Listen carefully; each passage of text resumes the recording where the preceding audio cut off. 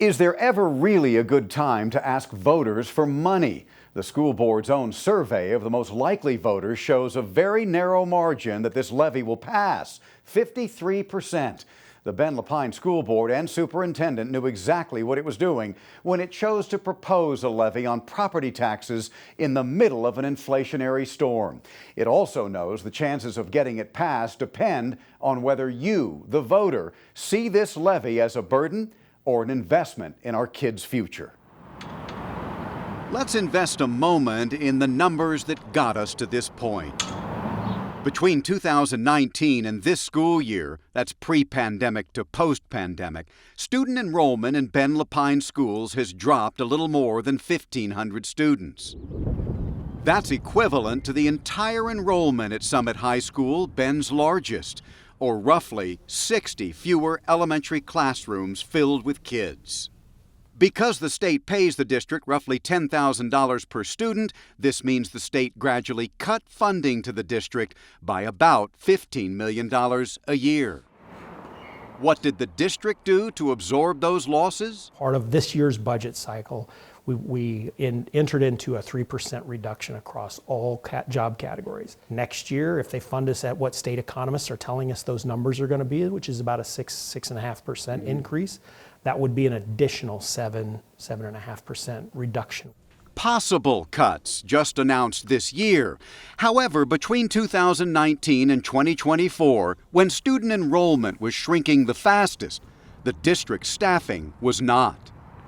The number of certified teachers grew by 82, part of that related to the opening of Caldera High School. But the number of administrators also grew by 23 during the same time period. The district had additional money from federal COVID relief funds and other temporary sources that it knew would expire, and they did, leaving the district in its current financial bind. Why not just ask for what you need to bridge the gap, instead of asking for enough to expand programs beyond where we're at now? We're doing both. We're asking voters if they're interested in supporting this additional ask.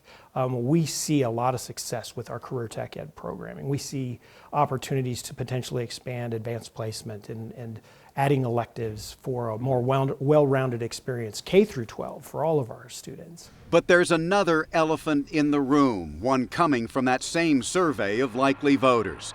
46% of them don't trust the district to spend money wisely.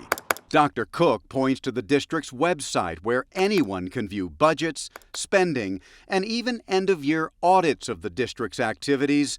But just as important, if it were to pass, in 5 years we're going to have to go back to voters for a renewal if that were to the direction we were going to go.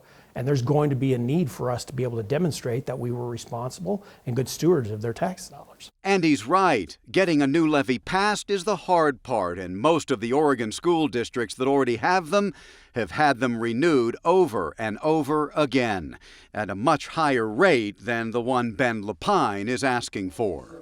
As for timing, School Board Chairman Marcus LeGrand believes it's Ben's turn to move forward, despite the other economic pressures at work. It's an investment. If people put the demands on a school district, the asks they have, the services that we need, the things that we need to put in place need to be continued to be supported. LeGrand says despite close margins for victory, he's confident voters will see the same future as he does. If you really want really good employees, and you want people to do your best, this is the opportunity to help with that piece too. So I don't think about the margins. I'm just thinking about what we're building for the future. If passed, the levy would pump more than $21 million into the district each year for the next 5. More than enough to cover lost funding tied to lost enrollment. More than enough to maintain current class sizes. And more than enough to expand CTE, advanced placement classes, and other electives. The two biggest chunks of those dollars are live-in class sizes and trying to maintain class sizes and support systems. And so those I wouldn't call expansions. To me, those are foundational to the student experience and what we would want to have as supports in our schools. It's not an expansion. We have a lot of those programs, but what we're trying to do is enhance, keep them, allowing them to be able to be functional in our systems. With an operating budget of more than $220 million, getting this levy would account for only about 9% of it, along with a very clear message from voters. I think it's a good opportunity for the community to say that they value the work that the district's doing and the opportunities that we're providing for kids, and that we're investing these dollars in our students. That survey the district paid for in preparation for this levy request helped the school board establish the tolerance voters would have for another increase in their taxes. The results were clear. Ask for more than $1 and you'll lose. Ask for $1 and you have a reasonable expectation to succeed. We'll know if that survey was worth the money on the 21st. I'm David Klugh, Central Oregon Daily News.